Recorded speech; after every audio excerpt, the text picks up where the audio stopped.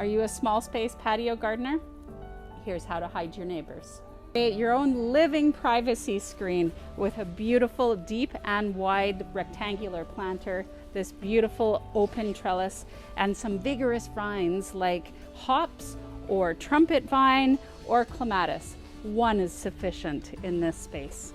Start from seed with something like a red runner bean, which you can eat as well. You can also go the everlasting route. You can get some bamboo screen, which is a really nice natural look to put your planters in front of, and we have it in different heights. You can also get things like the laurel trellis that when you open it, it just looks like green vine. It also helps you provide a little bit of shade if you have planters in front and baking hot sun. Tall pots make a statement and they don't take up a lot of space. And you can put something like a flax or even some grasses.